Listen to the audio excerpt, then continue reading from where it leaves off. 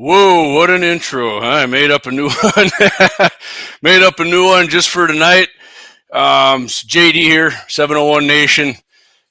Football games on, I guess. Steelers, Ravens. If you're curious, Ravens are winning 21-0. Just check the score. Haven't watched anything. On football-wise, I guess if you'd rather watch football than talk about guns and hunting, you probably, good chance you voted for Kamala Harris instead of Donald J. Trump. Yeah, that's right. Hey, man, but Steelers are my team. Well, if you like the Steelers or the Ravens, I'll give you a break. But in my experience, the Steelers and the Ravens are two of the most boring-ass teams you can ever watch in football. Hey, Josh, what's up, buddy?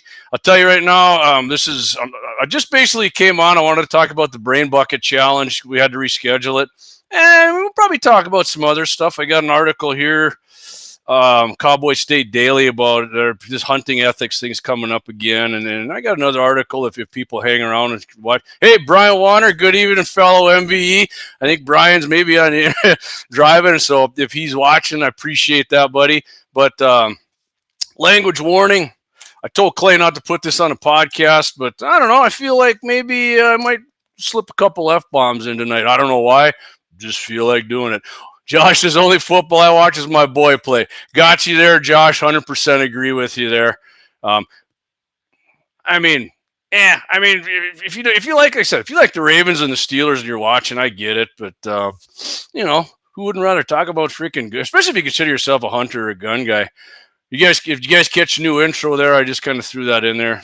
See what you think of that. You know what I'm going to do right now, guys and gals? I'm going to see if we're actually live here on, what do you guys, okay, Eric. Hey, evening, Eric. What's up, buddy? Eric's fishing somewhere, aren't you, Eric? Where are you fishing at?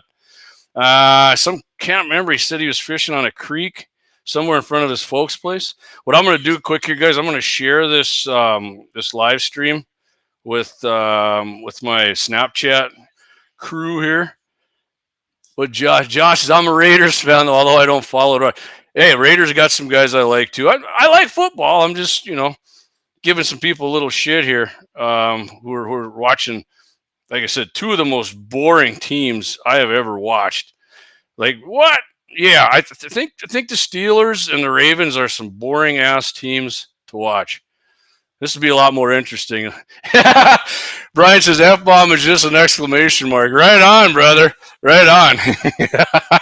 So, hey, I appreciate everybody who is watching. Maybe if you're catching the football score on the side, like I said, I checked the score before I came on. Ravens are up 21-0. Who gives a shit? I don't. My team's out.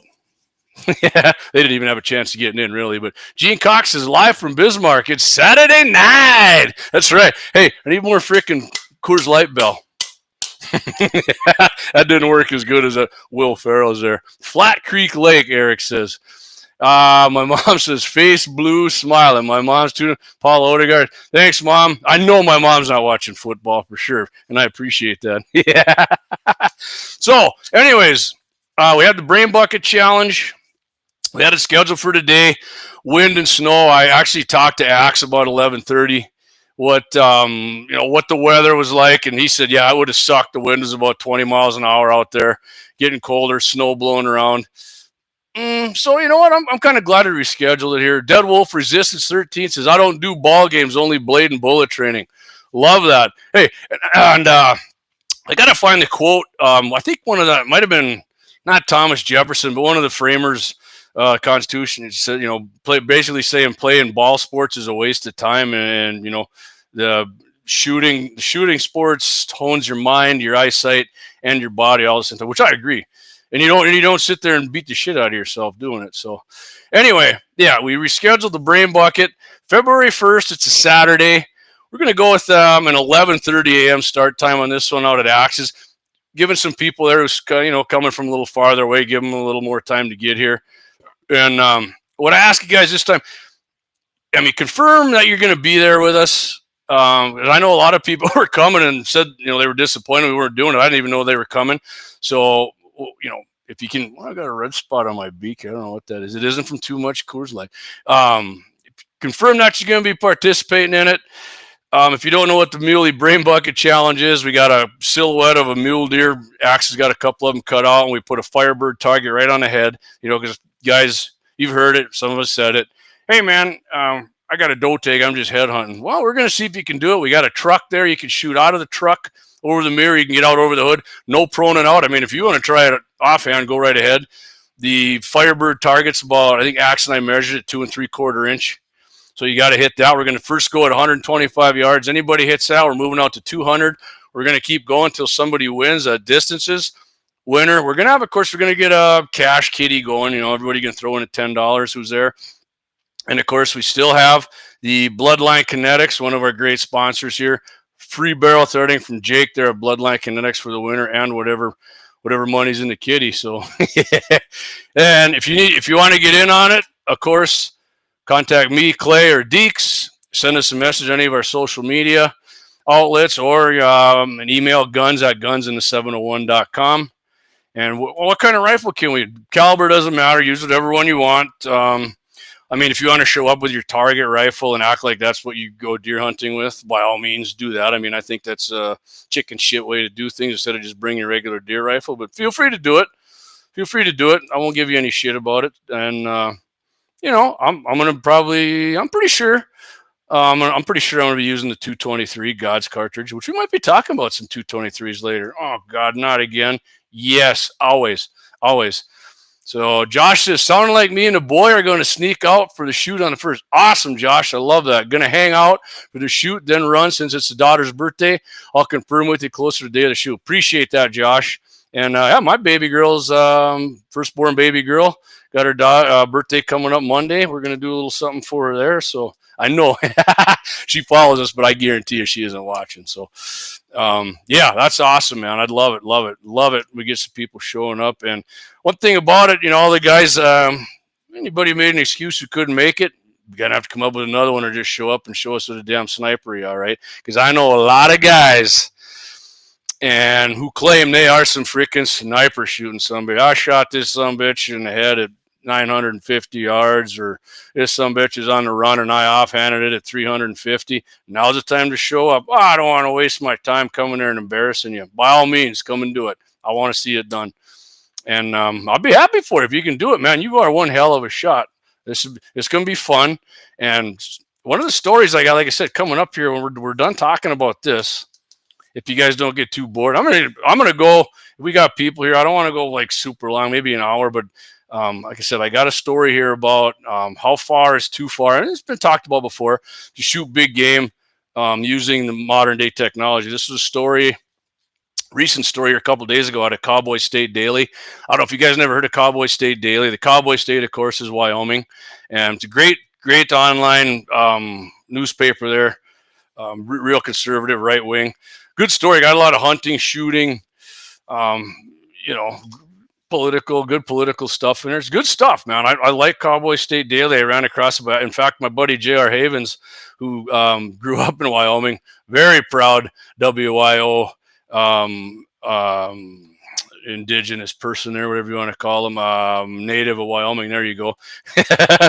He didn't even know about it, and I showed him, and he loves it, man. He loves the Cowboy State Daily. So I'll tell you what, if you guys got any questions again about the Brain Bucket Challenge, go ahead and put them in the comments. Like I said, any rifle you want, whatever caliber, doesn't matter.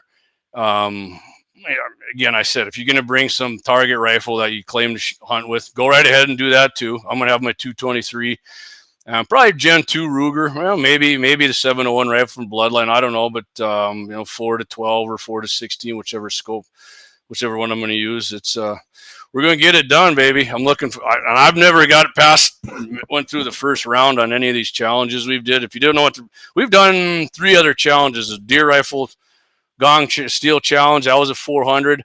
The prairie dog steel challenge at 300, and the coyote rifle steel challenge, that was also at 300. All the videos are on there.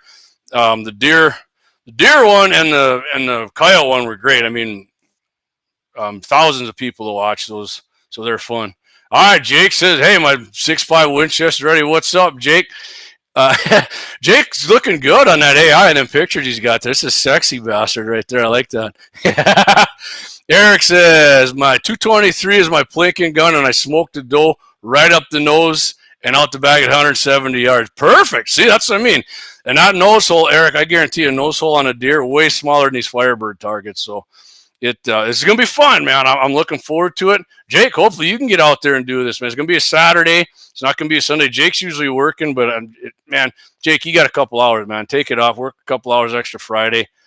Bring out a gun. Let's get it done, man. It's going to be a fun time. So, anyways, like I said, you guys got any more? And Jake, actually, I'll show you guys my rifle when Jake's done. It's Winchester XPR 6.5 Creed. He threaded the barrel for me. In fact, Jake's got the CNC lathe now, 1 to 2 day turnaround for you to thread them barrels. And he Cerakoted it, Coyote Tan, I believe, which I love it. Tactical peanut butter, Coyote Tan, Desert Tan, whatever you want to call it. I love that color. It goes with everything. And, I'm looking forward to getting that baby and trying it out. I got plenty of 6.5 ammo to break that sucker in. We're going to see how it shoots. I got that rifle actually from one of our old sponsors, Double H Guns. So, hey, Daryl, thanks for the good deal on that, by the way. If you want a custom-made one, though, Jake can make you a custom-made any caliber you want. He's got all kinds of stuff down there. Go down there and let him know what you want. And by the way, Jake, my buddy Trav was over today, saw the 701 AR rifle, loved it. He loved it. The only complaint he had about it is the only one that I really do. I'm not a fan that grip, and I did tell Jake I'm definitely a Hogue AR grip fan, and Jake, give this one a try. I'm some open-minded, man. I did it, so grips are easy to change. It's not like a terrible grip. It's, I'm just kind of a crotchety old stuck-in-my-ways guy, so that's probably why I like the Hogue better. I don't have big hands either. I don't know. It may be too vertical for me. I don't know. The trigger, he loved the trigger too. Jake said that trigger, he was bragging about the trigger on. The trigger is freaking badass on that thing. Love it. He liked the flat shoe on there. Flat shoe or curved, doesn't matter to me. I think I actually prefer the flat shoe on a pistol. Rifle, curved or flat, doesn't matter to me. So I'll tell you, let's get in. Like I said, any more questions about the Muley Brain Bucket Challenge, throw them in the comments and I'll get to them. I'll answer your questions on it. Let's go to this article here. If you hear any pauses, I'm taking a drink of my Coors Light. Like I said, this is not like one of our regular podcasts here. I'm going to be drinking some Coors Light. Just cracked one. Might slip an F-bomb in there now and then too. So like Brian said, it's an exclamation point. Yeah. So how far is too far to shoot big game using modern technology? That was a headline in this article. Actually, I said a couple of days ago, January 11th, this sucker just came out here. So I'll kind of read it. This is how I kind of do the show, guys. If you're new to the show, I read it and then I'll read the article and break it down, give my opinion on it. Of course, I freeball it on a lot of shit too, but we're going to go with this. Goes on here. Some hunters claim that technology such as rifle designs to shoot 1,000 yards or more is ruining the sport. I mean, I guess I really don't consider hunting a sport anyways. It's kind of a way of life. A sport. Not really. Not to me. Shooting sports, maybe like target shooting, like we're going to do. Like we're going to do the doe challenge. That's kind of sporting. The ethics of long-range hunting is a debate that's not going away. Right, and it's been around for a while, for sure. It's like crossbows and compound bows, shit like that. Is technology, including rifles that can shoot accurately out to 1,000 yards or more, making hunting too easy? Some hunters think so. And the Idaho Fish and Game Department formed a group to consider whether technology is taking the ethics out of hunting. Yeah, I was waiting for something like this to happen. So, I mean, here it comes. I didn't know it was going to come out of Idaho. I was thinking like California or some shit. The discussion has partly been spurred by the story of a nearly 2,000-yard kill shot on a Wyoming antelope. I mean, that's a pretty damn good shot, really. I don't know how many times the person shot, but antelope's tiny. I mean, their kill zone's like my computer monitor here. I don't even know if it's that big, really. They're a small animal. Unless you get a real big one, but not really. Eric says, we got to get you to drink a man's beer, not that watered down stuff. I tried some of Eric's beer the after party there at 280. Woo! No. JD's Gizzard is not made for dark beer. So the guy, this says, This guy here that's talking, he's part of this commission. I know that 2,000-yard antelope shot is a huge issue. I mean, I don't know why it's an issue. I reference it to my paper in my papers a lot. Avid hunter Tal Sampson of Pocatello, Idaho. He told Cowboy State Daily, "What is fair chase?" Sampson is part of the Idaho Fish and Game's Hunting and Advanced Technology Working Group, in quotations, HAT. He's also a founding member of Beyond the Flight Zone, which you'll find out what the Flight Zone is here shortly. That's a grassroots hunters organization that he said is causing a groundswell in Idaho and other states. Yeah, I mean, it's probably going to pop up here too, to be honest with you. It's calling for re-examination of hunting ethics and what fair chase means. Fair chase should be one simple principle: range of weapon compared to the biological limits of the animal, which is the flight zone, is what this Sampson calls it. In the hunting world, the principle of fair chase has long been debated. The Boone and Crockett Club, widely considered the gold standard for hunting trophy record keeping, defines fair chase as hunting in such a manner that the animal has a reasonable chance of escape. Okay. Liam J, is this the best place to ask a question? Yeah, Liam, if you're for real, by all means, man, give me your question. I don't have Clay around to snipe you, so if it is a spammer, I'm going to have to go to my phone and do it. The question seems like it's not real, and he's got like a little emoji guy there, so he, she, whatever. So is 600 yards the magic number? Advancements in hunting rifles are causing some to question just how far is too far to shoot big game animals, Sam. So weapons have reached a point where you look at fairness, it's not fair. All right, so, I mean, fairness, I kind of see where they're coming from on this, but I don't know how you would regulate this, right?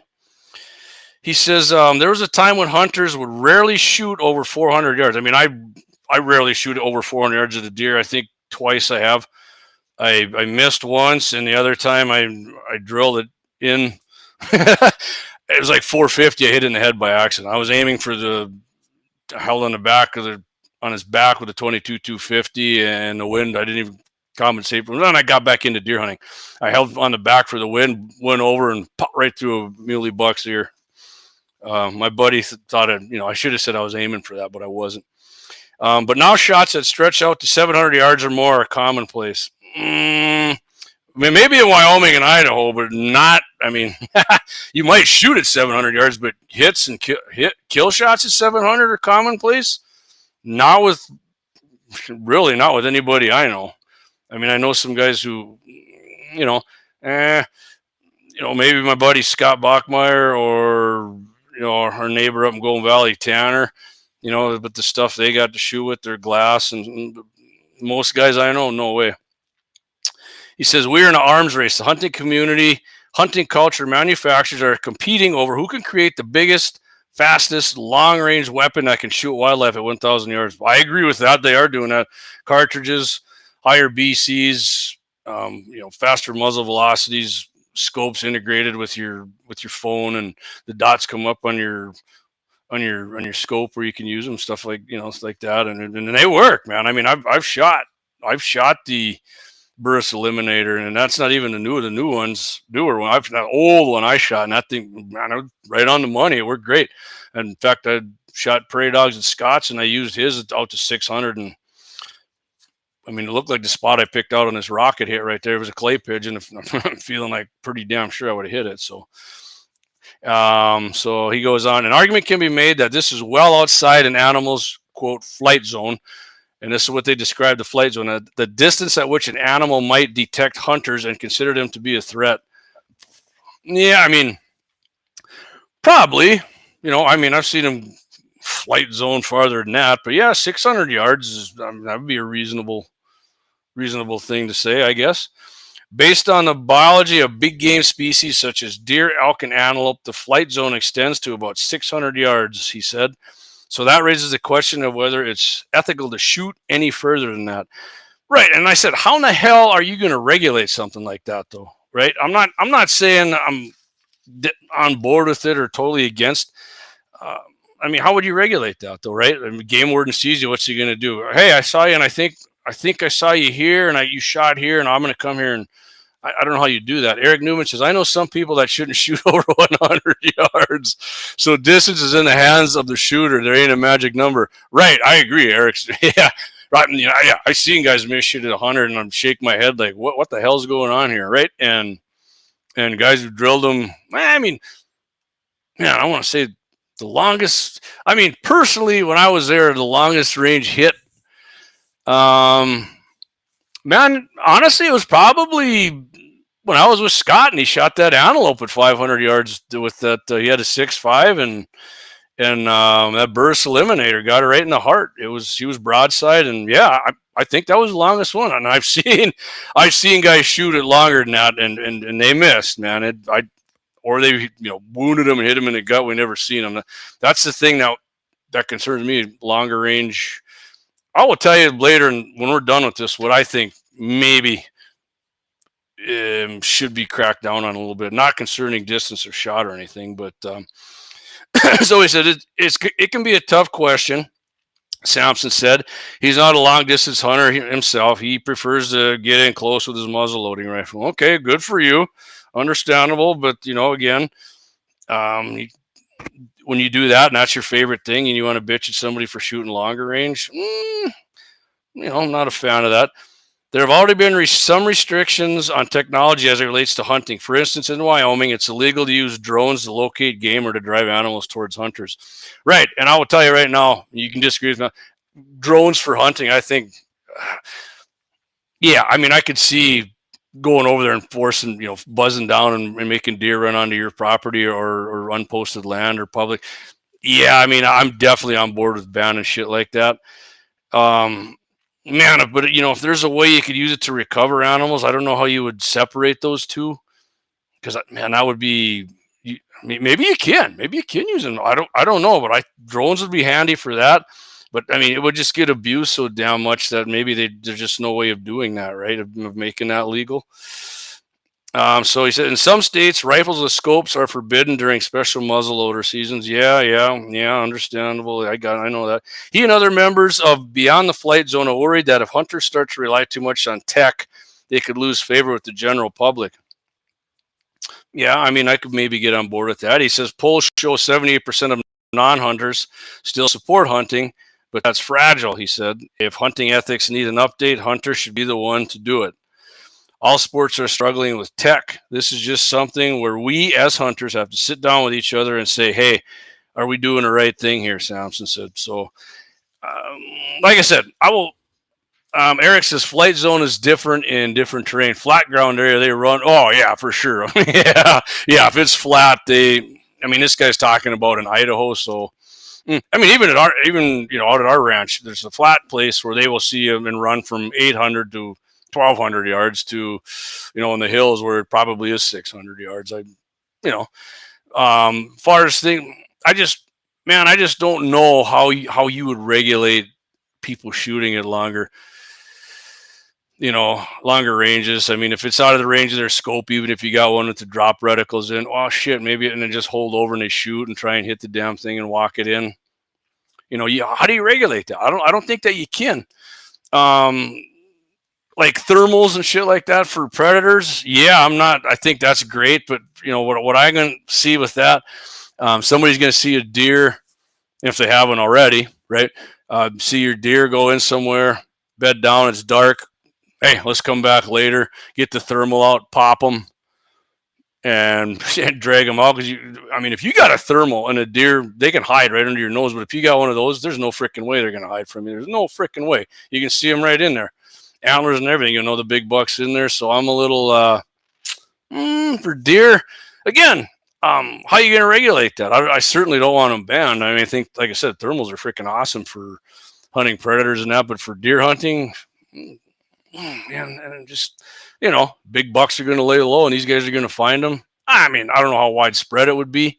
If somebody's going to be unethical, they're going to be unethical, whether they're legal or not, I guess. So, you know what, guy, we're going to do? I'm going to do our first commercial. I'm going to do all 5 of them right here, right off the bat. Like Eric says, you can't regulate. You're exactly right, Eric. So I don't. We're going to come back, talk a little bit more about this, and if everybody's sticking around, I got something else we'll hit on. If not, I can blow doors. Maybe I'll go over the Brain Bucket Challenge. Well, before we go, for sure, whether we go over something else or not, I'm going to hit the Brain Bucket Challenge rescheduling again. So going to do all 5 sponsors here, guys. JD 701 Nation. Be right back with you.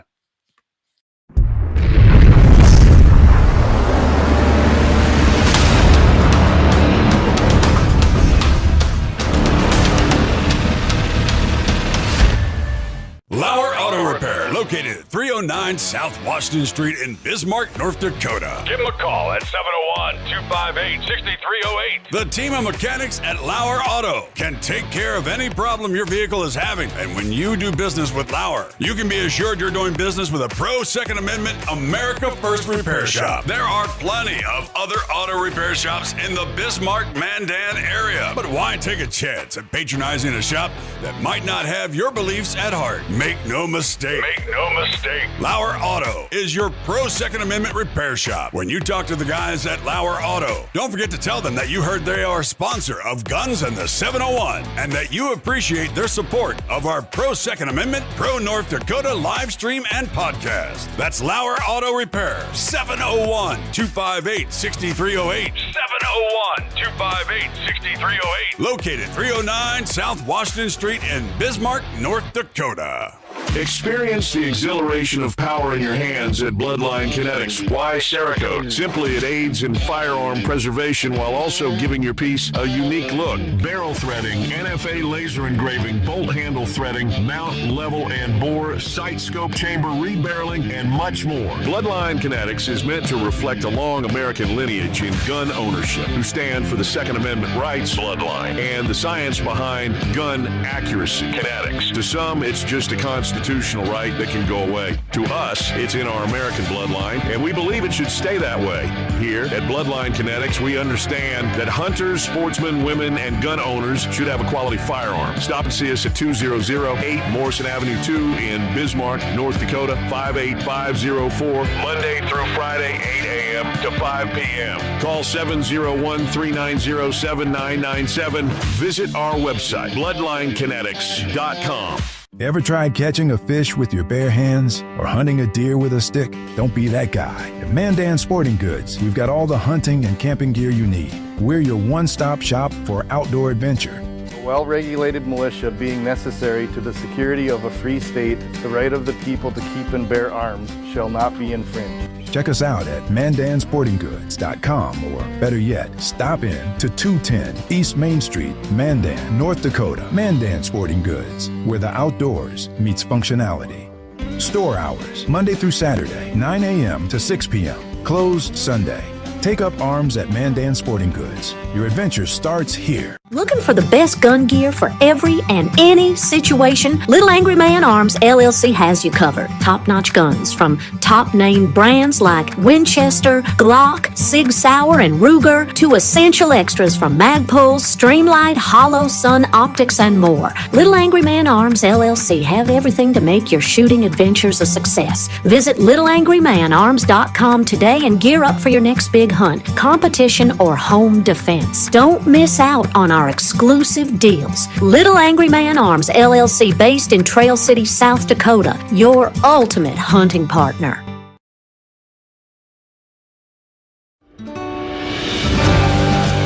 Anvil Brand LLC, raising and training tomorrow's barrel horses right out of Bismarck, North Dakota. Tracy and her family are great American patriots who not only support the Second Amendment, but they also promoted what you're looking for, top quality barrel horses. Go ahead and give Tracy a call at 701-471-6629 and tell them Guns and 701.com sent you. That's Anvil Brand LLC out of Bismarck, North Dakota.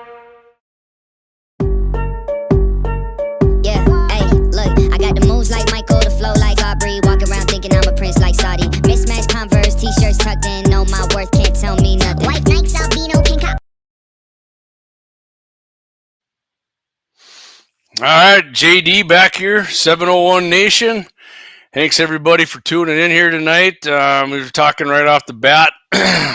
Brain Bucket Challenge rescheduled February 1st, 11:30 Central Time. Please go ahead and want you guys to confirm you're going to be participating with us in that. Hopefully the weather works out for us this time. winner's going to get a Bloodline Kinetics free barrel threading. And of course, hey, Jake, we got a couple of nice little Bloodline Kinetics decals for you here. And of course, we're going to have a kitty. Everybody's going to pitch in. You can win that. And these usually take a couple hours, maybe. I don't even know if they take that long. But yeah, it's going to be fun. February 1st, 11:30 a.m.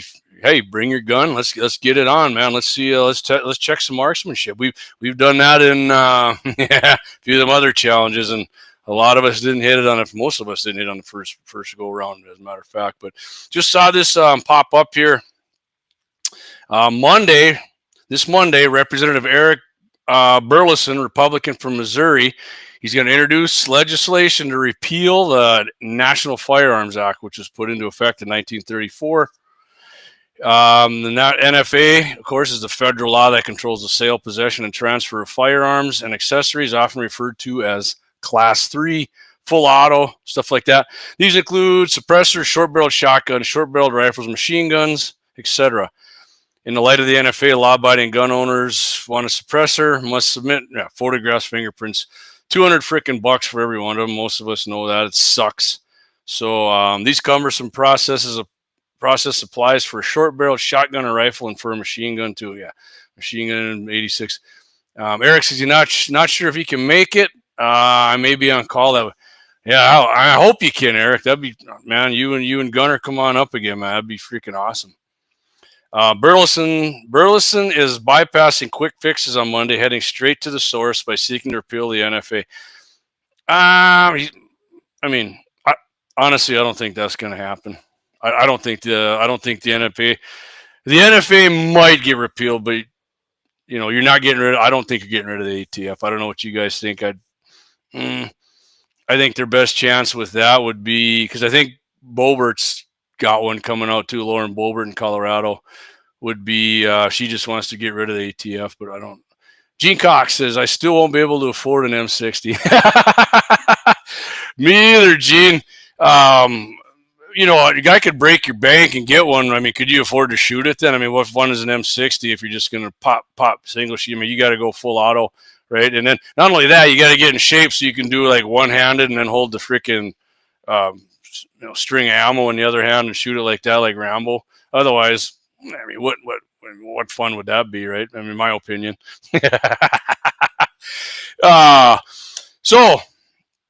Oh yeah, tell you guys, got myself today.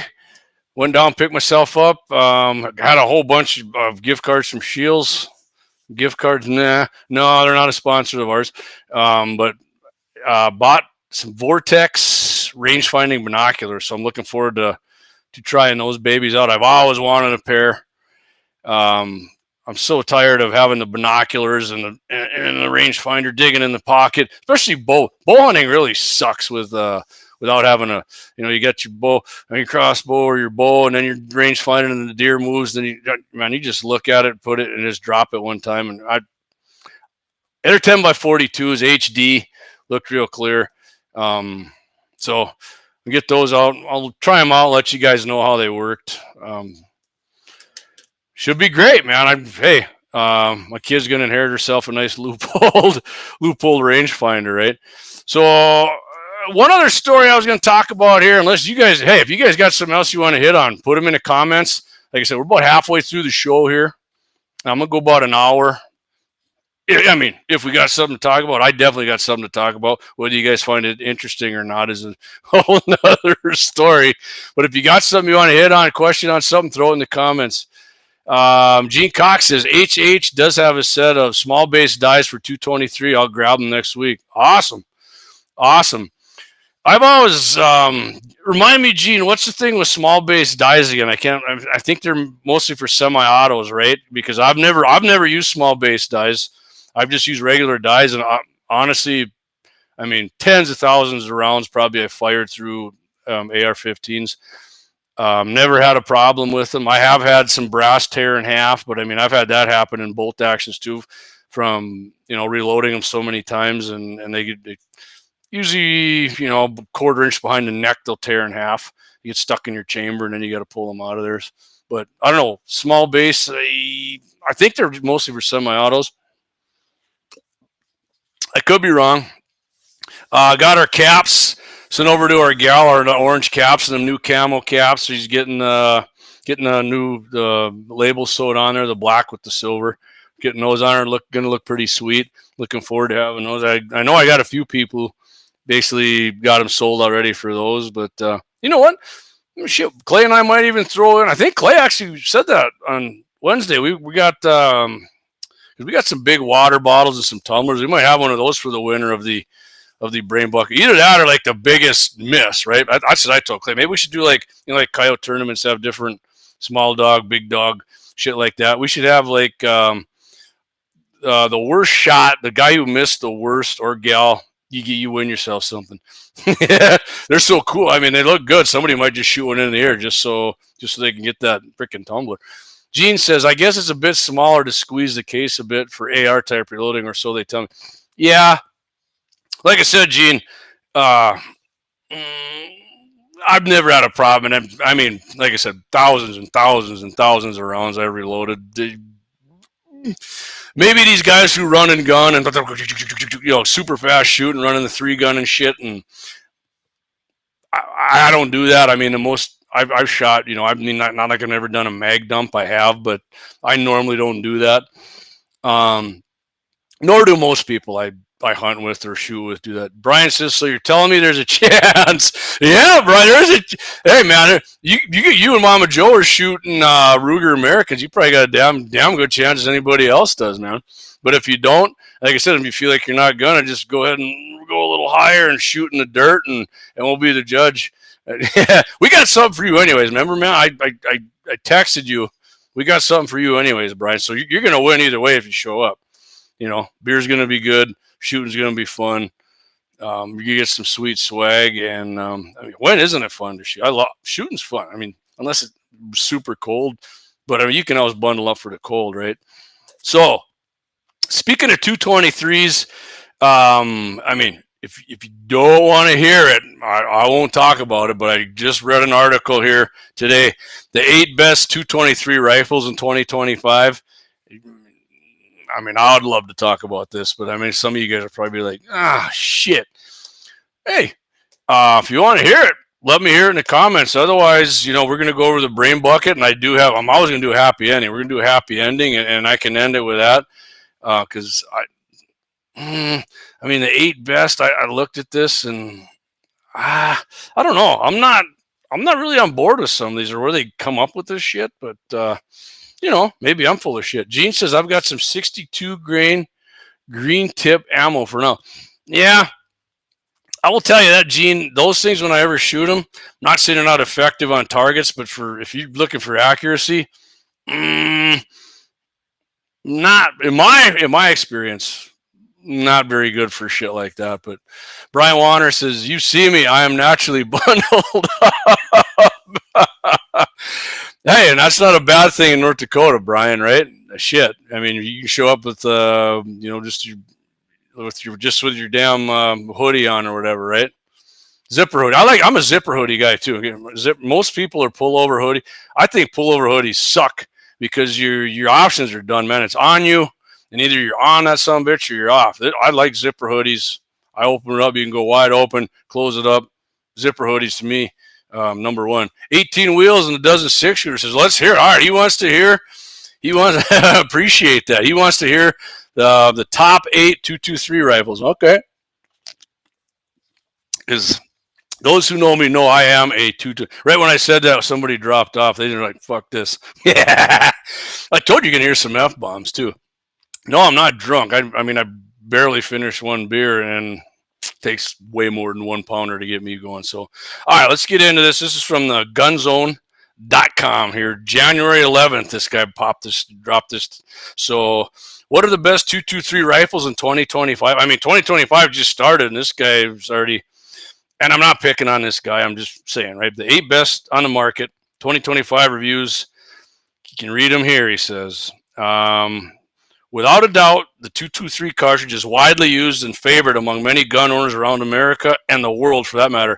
In fact, the 223 is the number one by far centerfire cartridge in America that people use for good reasons. It kicks ass. It's very It's very good at a lot of things. Not the master of one, but for everything. And I mean, it's freaking everywhere. Tons of loads for it. Tons of bullets for any use you want, really. He says, it's small caliber, yet a powerful one. Oh, it's not powerful. Yeah, it is. Damn right it is. It can be used for a full range of apps, which I pretty much just said. However, it can be difficult deciding on which 223 rifle to choose. These, not for me, but maybe if you don't have one yet. Ultimately, the Gene might be wondering. I got to tell you real quick, I'm watching more and more of these videos of the Henry lever. Man, that thing is, some guys were shooting today. I can't remember who it was. Guy kind of looked like Carrot Top and some other big husky looking dude. Got a big guy like Brian here. Man, they were shooting some crazy groups of that thing. I was impressed. Quiet as hell too with that can on it. Ultimately, the best 223 should be adaptable for hunting, target shooting, self-defense, and even tactical use. Yeah, which they are. Which they are, man, in my opinion. That's what I mean. A 223 is versatile. You can carry a lot of rounds, affordable, everywhere, military. Well, they use 5.56, so I would say, you know what? I should ask Jake I don't know if he's still listening, but what is his opinion? Because I know some guys who work on guns that say, you can shoot 5.56 and 223. That's bullshit. And other ones who say that you can't. Yeah, we got a scammer in here, so I don't have time to get this. He's on one of this Kick or whatever. I'm not even on Kick, but we're on there. So I don't know. Clay's not here to get rid of this joker. So 18 wheels and a dozen says, I'm looking for one of those new Henry Supreme. Yeah, Henry Supreme and 223. That's what they are. Those things look awesome. I guess the triggers are badass. And like I said today, I was shocked at the groups these guys, unless these guys are full of shit and they went down and poked, hey, let's make this look real good and poke. I don't think so though. They look awesome. And yeah, I mean, yeah. So let's just get to it here. Number one, this guy's number one 223 rifle in 2025, Ruger AR 5.56 with a 16.1 inch 5.56 by 4.5 NATO black 30 round. Best 223 rifle, he says. Well, he says best under 700. Yeah, I mean, see, again with ARs, it depends on. I definitely am a Ruger pimp.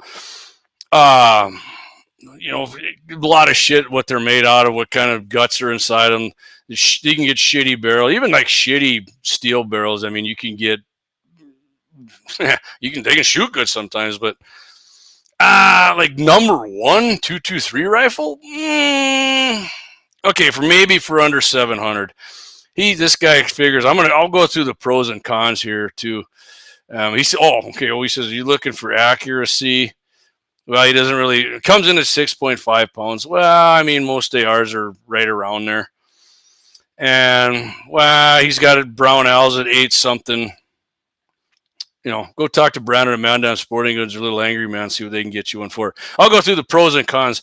He says pros, high capacity. Yeah, I mean, that's anything you can get. I got, Ruger mags or Mossberg. They take AR mags too. So high capacity, that's a pro on any rifle that can take an AR mag. Precisely rifled barrel, very accurate, lightweight, adjustable sights, telescopic stock, heat resistant handguards. Yeah, I mean, a bunch of that shit's on all ARs. Well, that's not like specific to this gun, right? His cons, only one magazine included. Well, I mean, that's pretty much any freaking gun you buy with a detachable mag. The son of a bitch comes with one. I mean, that's how gun stores and manufacturers make their money. You got to buy an extra mag. And I mean, if you've ever really seen like what gun stores pay for a new gun, they don't make much money on new rifles. I can tell you that right now. They'll probably pull their freaking book out and show you. That's what I did once. I'm like, you're full of shit. And they showed me so, and I was like, yeah, man, I guess you're not making used guns. That might be a different story. New guns, they don't make much. Go ahead and ask them. Hey, Eric, that Coors Light, Delico, baby. Number 2, Daniel Defense. I will tell you, it's kind of AR heavy, which is kind of weird to me because most ARs, in my opinion, like I said, depends on what's in them. They're very, very, very similar. 2, Daniel Defense, DDM 4V11, 16-inch. I'm going to get this comment first. Gene Cox says, I still like my SA16, 20-inch barrel, 1-7 twist. SA again, Gene. What is that one? It's got like a European stock, right? Like a straight, not a pistol grip stock, and it, right? I could be wrong, but go ahead and put that in the comments. 1-7 twist barrel. Yeah, I'm a 1-8 twist guy. Our man Jake at Bloodline, he's definitely a 1-7. In my testing, I haven't really noticed a difference in accuracy. Anyway, Daniel Defense, he says 5.56 chambering, 30 rounder. He says best 223 under $2,000. Again, I know friends of mine who have DDM Daniel Defense rifles. And I love Daniel Defense. They're awesome. I'm just going to tell you, I wouldn't see a difference by shooting that and watching them shoot it and their usage of it compared to that Ruger. I don't see a difference. $2,000 to $700. No, I'm not really seeing a difference, man. Oh God, you're a dipshit, JD. Okay, maybe. Let me know why. Okay, so it comes with a key mod, all right. But I mean, you can buy one of them and put the damn thing on yourself, or have somebody like Jake at Bloodline put it on, and you're still going to be way under $2,000. Mid-length gas. Yeah. Okay. Gene says it's a Springfield retro production of. Oh, gotcha, Gene. 20-inch. Okay, so like M6, like the M16, like you would see in Vietnam or in the 80s before the M4s came out, right? And Jake told me I think he said when he got in country in Afghanistan, that's what he shot. And he said that son of a bitch was shooting, even with the irons. He said like right around a 1-inch group, and I don't know, his range officer or whatever they call him over there was giving him shit about it. And Jake's like, because he told me he wasn't going to, that piece of shit ain't going to shoot, and he did. And North Dakota guys, man, we grew up shooting. I've got a lot of stories from my North Dakota buddies that got in the military, and guys couldn't believe how freaking good we can shoot. Well, when you grow up doing that shit, it's awesome, man. I love it. So it comes with a mid-length gas system, which, mid-length, less recoil, spits less gas back into the upper receiver, less recoil. Not that a 223R has much recoil, but yeah, I mean, if I got my choice, I'll take a mid-length. Gene says, in my gun shop back in the day, money was made on used guns, but you got to buy them cheap. Yep. Yeah, exactly. See, Gene right there. Gene will tell you. It's same. Like, I worked at Wilhelm years ago when Wilhelm was in Bismarck. Most money that was made there was off used cars, not the new one. Oh, what about Cadillacs? Buick, Cadillac, Olds, Mazda. No, man. Used cars, used Cadillac, you really get the money. I mean, that's the used car department was where it was at there. So it's used shit. I mean, because you can't really deal on new shit either. If you go into a gun shop and try and deal on a new gun, they don't want to freaking hear it, man. Used ones, damn right. You bet you can. So also he says the down in defense, there's a 15-inch long rail in place. You'll be able to grip really close to the muzzle. Them guys go out and they get it like this here, I don't do it. I go like my fingers under like this, and my other finger goes down. That's just me. Cold hammer forged barrel. I'm pretty sure Ruger does that anyways. Free floating government profile. Yeah, I think that government profile barrel, I mean, they made that cut in there for the bayonet and shit. Yeah, it's lighter, but I mean, as far as like keeping it accurate in your group, not opening up with more shots, not good for that. I prefer just the straight profile barrel without the cuts in it. But whatever. I don't like. Again, I said I don't do a lot of like rapid fire stuff. It's fun. I have done it. Will I do it in the future? Yeah, I will, but not like just 30 rounds of hammering. You get on a good prairie dog town, I shoot a lot. Barrel gets hot, I'll just switch out guns. Made in the USA. Yeah, anyways, let's get to the pros and cons. Pros, he says, key mod, pick rail, high capacity. Again, little perceived recoil. Again, high capacity, every AR, accurate shooter. DD, my buddies have shot around me. I'm not slamming. I'm just saying it's not more accurate than any other ones. I mean, I've shot like cheap ass. Remember the DPMS? The cheapest bastards. They were like $300 when Trump was. I mean, them things most of my shot would shoot an inch group or a little over. Cold hammer forged barrel made in US. Again, Yeah, those are pros, but they're not any different than the other ARs. Cons, no sights included, accessory focus. Right. So like if sights are included on most ARs, if you buy them, it's still that stupid ass A2 front sight. If you want to shoot iron sights, yeah, you can shoot them with a scope. My first couple ARs had that. I hate that shit. Get it off, put a low pro gas block on, get some flip up sights. Magpul M-Bus were freaking great. I've shot lights out with those babies. In fact, when we do the iron sight steel challenge on the offhand, you bet your ass I'm going to have Magpul M-Bus on my rifle for that. So, yeah, I would rather just not even have sights on it if they're going to put that front one on, because I always knock the pin out of the son of a bitch, which is a pain in the ass, and then put the gas block back on and get flip up sights. 3. What are we at here? 50. We may go a little longer than an hour. So if I'm glad. Hey, everybody was hanging in there. I haven't checked on X or Rumble. Appreciate you guys. Obviously, there's a freaking dude on Kick or a scammer, but appreciate you guys hanging in there. Fuck football. We're talking guns and gear here in hunting. What? Yeah, that's right. Smith & Wesson M&P 50, right? And so if anybody asks me, like, what's a cheap AR I can get?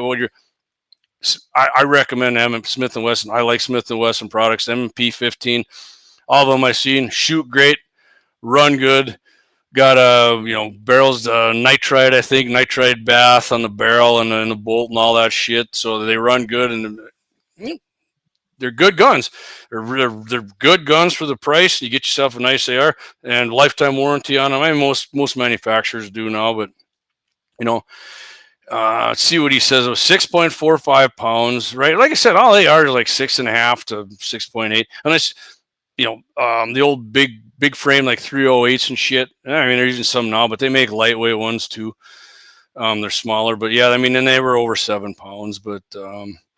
Let's get into the pros and cons of what this guy says here. And this has of course the plastic hanger, and this one has the A2 sight on the front that he's showing on here. Like I said, let me see here. If you don't know what an A2 sight is, let me see if I can get this thing to focus. You see that on the front, that A2? Yeah, they work good.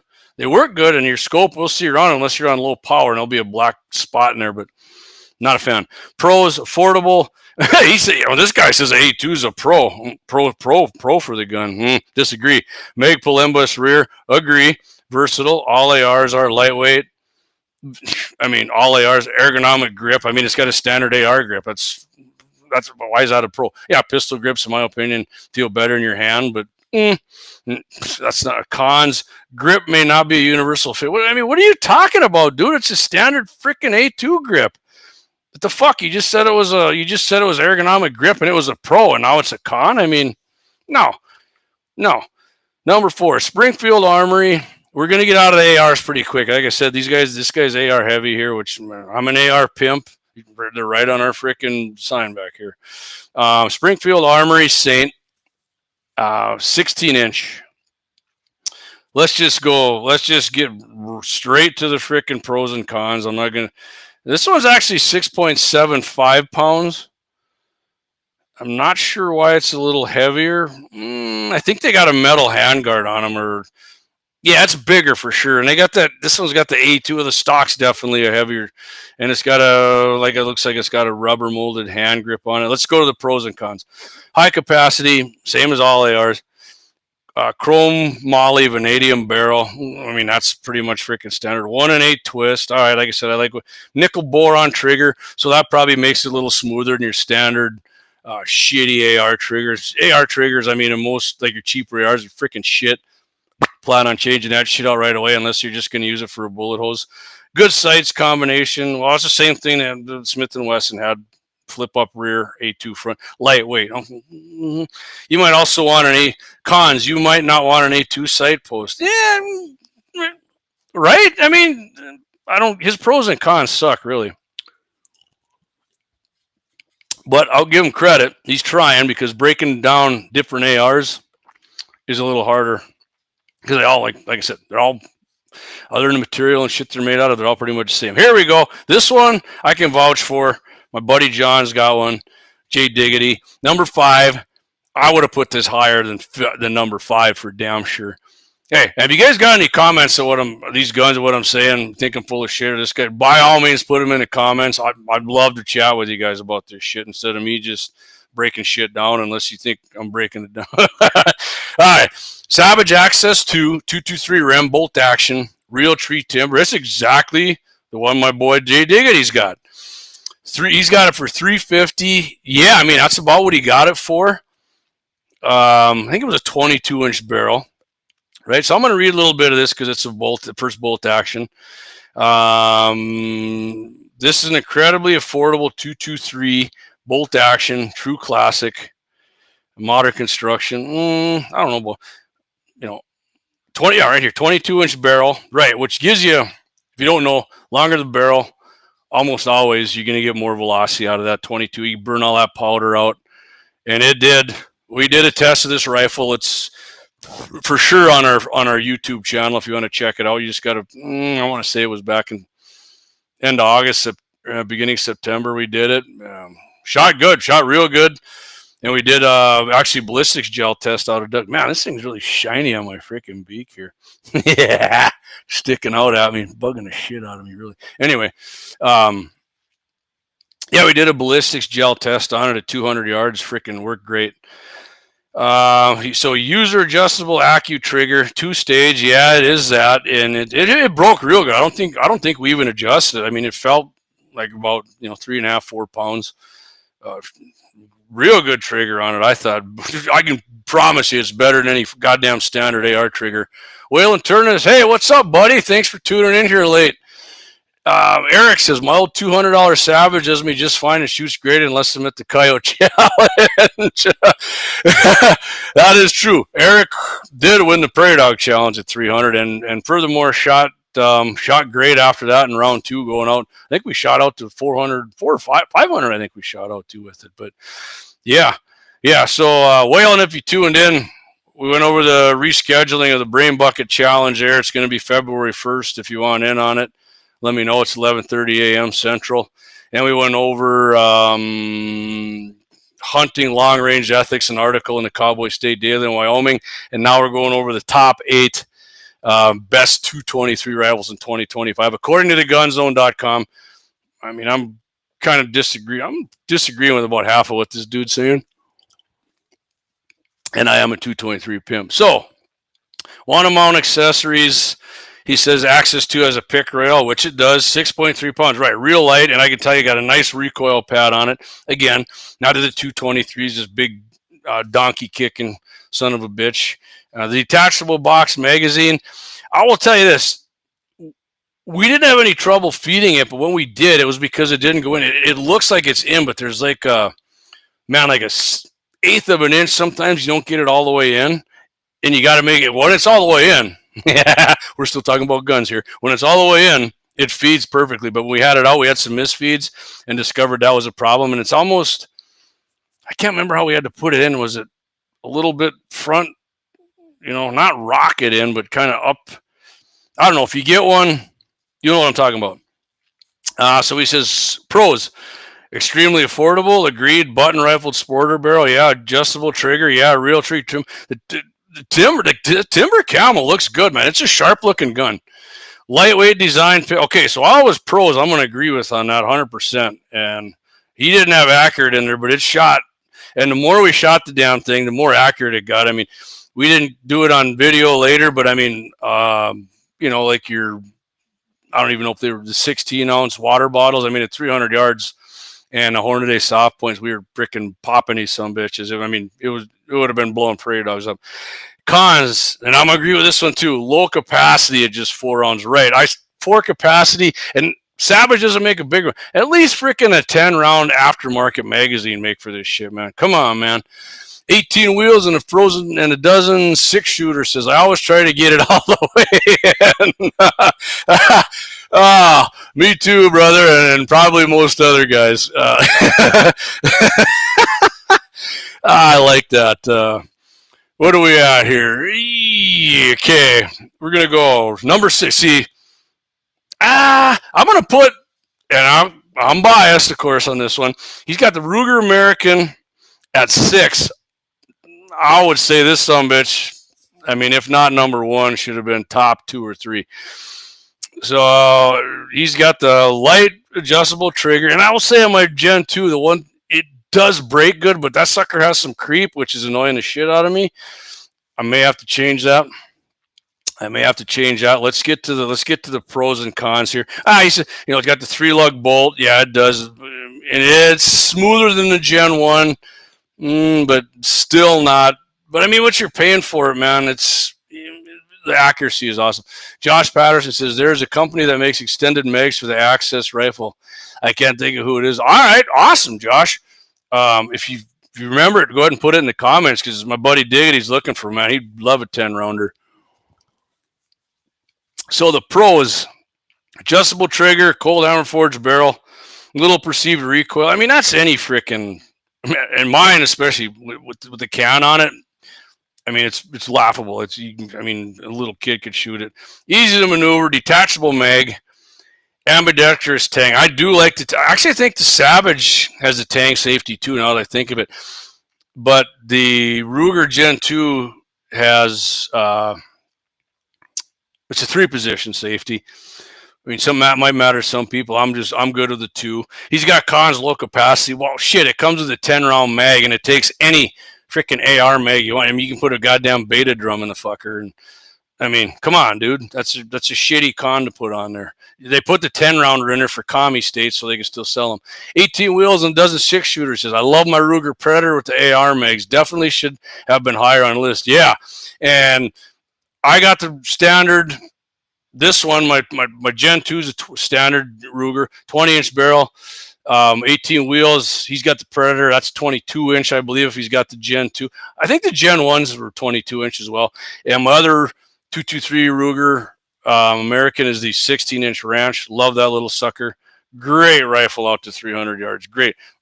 I say it all the time, but my daughter smoked her first deer with that baby, and 210 yards or 20, I can't remember offhand, one of them two, right through the freaking heart, right on the money of the soft point.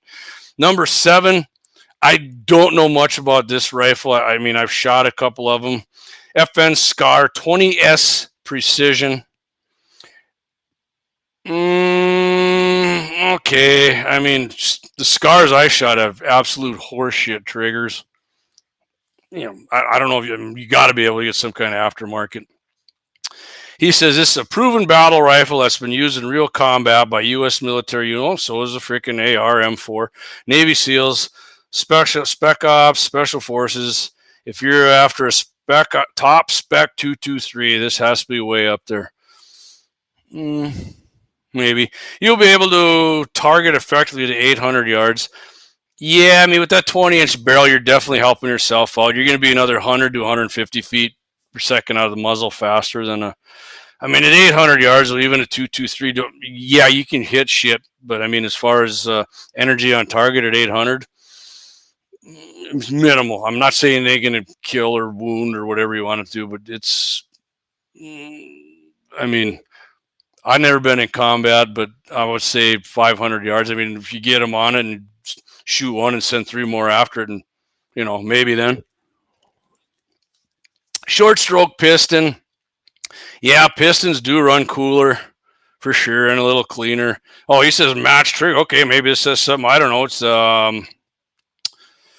Geisley Super Scar, which the Geisley is what we got in our 701 rifles from Bloodline. Those are freaking pimp ass triggers. I love those things. They break real nice. If it has that in that 2-stage, it does have a nice trigger.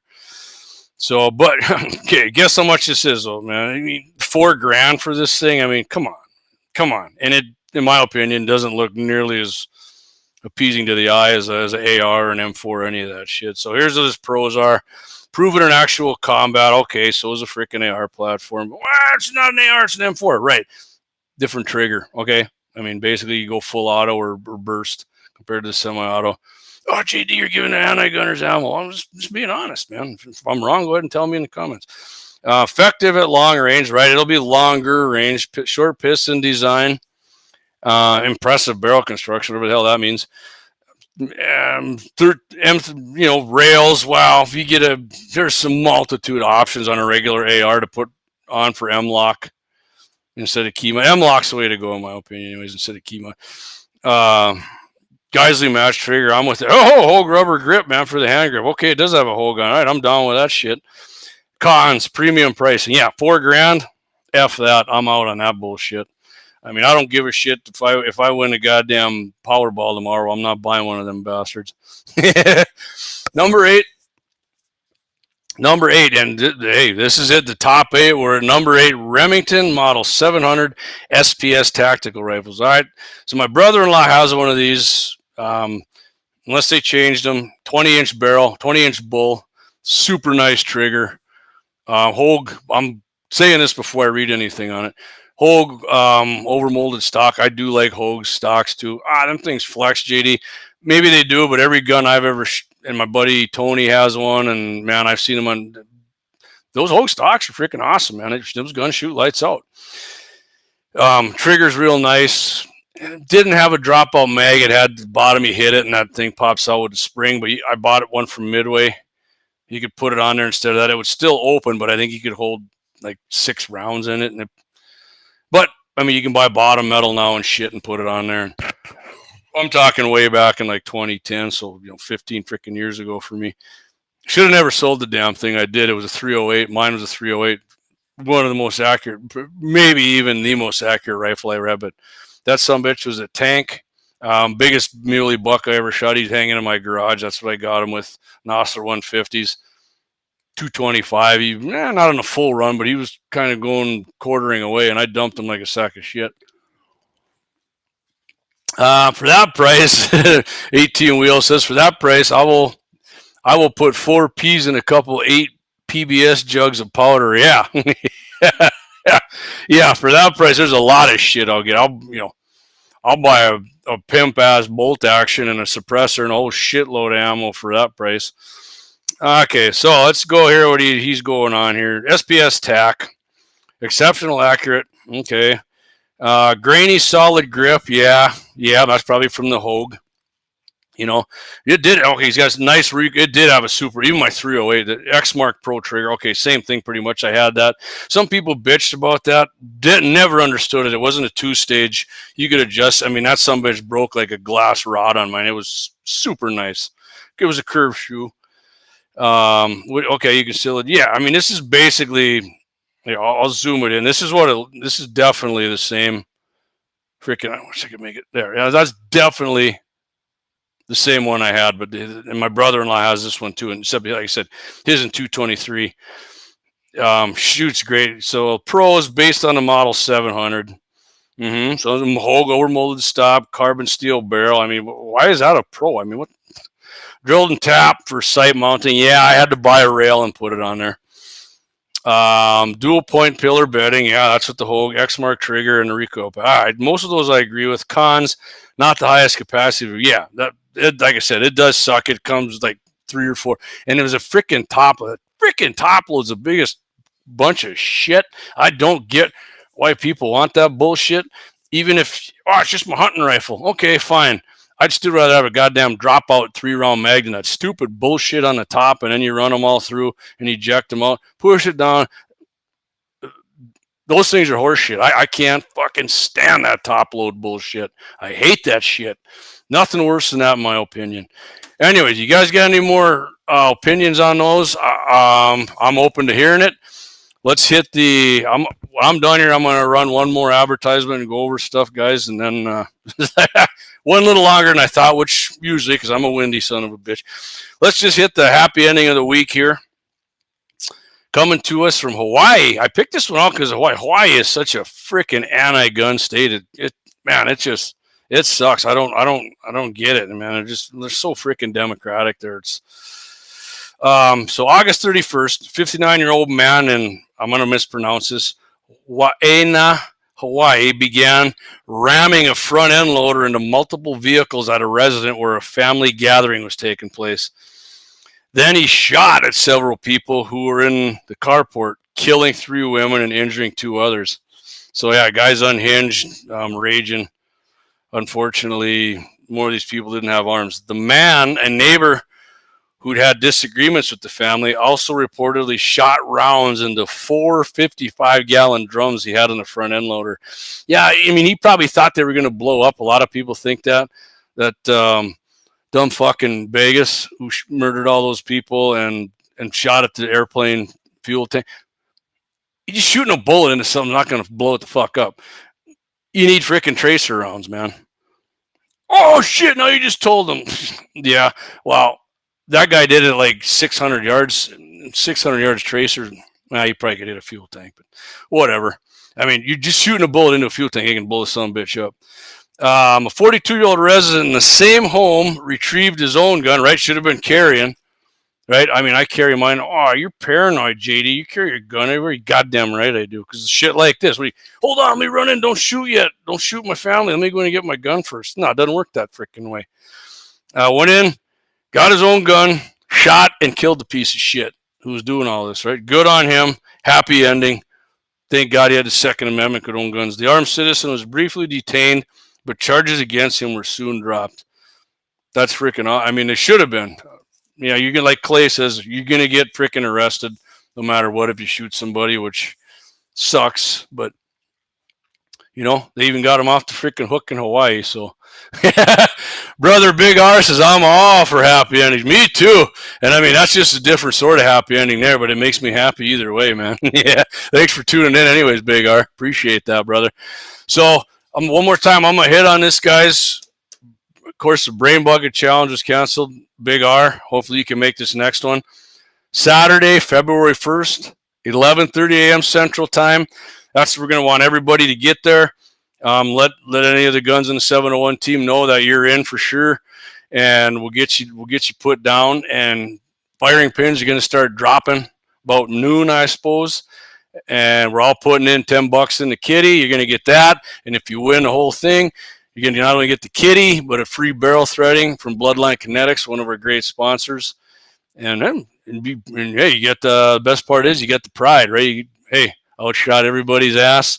And if you missed it, we got the silhouette of the Muley Doe, the Firebird target. You're going to know when you hit it because, boof, she goes up in a big puff of smoke and a bang. It doesn't blow up like Tanny. Not quite like that. I mean, a little bit. They're really light. If you've never seen these Firebirds, you can throw them like up in the air and shoot them out of the air with shotguns and shit too. They're freaking cool. I don't know what the cost of them are, but I've seen Dustin Ellerman there, Top Shot use them, and Axe has some. And there's a bunch of different kinds. No, I'm not sponsored, but there are a bunch of different kinds. These Firebirds they're pretty cool. Anytime you get reactive targets, like if you take a new person shooting or something, at least take some water jugs or water ball or something with the shoot, because I mean a reactive target's always going to be better for sure to do that kind of shit. So again, my next show, 701 Nation, episode 31, going to be on the 16th. Guys, we're doing that baby on the 16th, and I'll tell you what's in store for that. How long do barrels last, right? Everybody's got that question. I listened to a great podcast on it. I'll have you some info on 223. And not only how long do they last, when they cleaned them, and these guys ran thousands and thousands of rounds. 223, 6.5 Creed, 30-6, 308, and I think he even did a 300 Win Mag or 7mm mag, but I'll have all that info for you. We're going to do that. And countries with the greatest number of civilian firearms. Some of them surprised me. They surprised me. Of course, USA, I'm going to give you the spoiler right now. We're number one. And Axe sent me this article, How Air Temperature Affects Bullet Trajectory. I mean, not everybody, a lot of people have suspected it, right, that it does. And it'll have a happy ending there too. But Josh Patterson says, I've got some tannerite. Love shooting tannerite. I bought it like 12. Yeah. I know a lot of people think it's not good. The guy at work had some, and he's like, does that stuff get old? And I said, well, I don't see why, you know. And he shot it and came back, and his shit was like 8 years old. He's like, yeah, that shit blew up bigger than Dallas. So, yeah, Tanny's awesome. And Dougie and I have actually like to shoot, I don't know what they're called, shotgun, pistol, rimfire. You got to mix that shit up, though. That's where these Firebirds are. The Firebirds definitely aren't as loud as the ones we mixed up, and we got videos on them. You can find those on our YouTube channel. But, yeah, they blow up with shotguns, or I think Big R might even have been out there for that. Shotguns, I mean, even at like 30 yards, Axe shot it or Big R did, and we blew that shit up. It was great. Josh says, keep it dry and it'll work. Yeah. Like Playhouse says, keep your powder dry, keep your tanny dry. Oh, all right, guys. I think with that, we're going to end this baby, unless you guys got anything else. I was just going to come on, like I said, let everybody know all about the change in the dough brain bucket. Looking forward to everybody coming out for that. I know a lot of people told me they're going to be able to make it now. Hopefully, maybe we might get our biggest crowd yet. I think I don't know. I think we pretty much had about the same amount of people for each one, 10 people. I think the deer one might have been, I mean, weather probably played a factor in that too, but the deer one was, I mean, they were all fun to me. But I love shooting targets. Some people don't. I don't understand that. I like shooting, if I'm standing there and somebody picks a rock out in the pasture 300, you think you can hit that? Man, I love doing that kind of shit. Oh, you can't shoot rocks, JD. They'll ricochet. Kiss my ass. It's like shooting in the water. I love blasting water. See, when I rapid fire shit, I like doing it in the water because I love that shit. And if you got your own private property and you got some, get yourself like tracers, them suckers, it's great, man. We shot, well, I mean, they bounced around at axes too off the ground. We were shooting at that. I don't know how far that was. Got a video of it somewhere. It wasn't a very popular video for some reason. Probably a bunch of Facebook game wardens didn't like it or something. Josh says the ones we made it, A2 were a blast. Yeah, freaking awesome. So, all right, guys, I'm going to check out, go up, get myself something to eat. Don't forget, next Wednesday, Guns in the 701, 8 p.m. Central. Deeks and Clay will be back, and I'll be back that Thursday the 16th with 701 Nation, and then Friday, Clay will be on. And, I think 2 weeks from this Friday, I'm filling in for Clay on Mitchell in the morning. So should be fun. Looking forward to that. You guys have a good rest of your weekend. It's supposed to be windy and cold, but, it's the way it is up here in the north. We'll keep our fingers crossed for that good weather there come February 1st for the old Muley Brain Bucket Challenge. Let's get it done. We'll see you guys. Thanks, everybody, for tuning in tonight. Really appreciate you. JD, what do you got? Good show, JD. Thank you, Josh. Appreciate you tuning in, brother. We'll see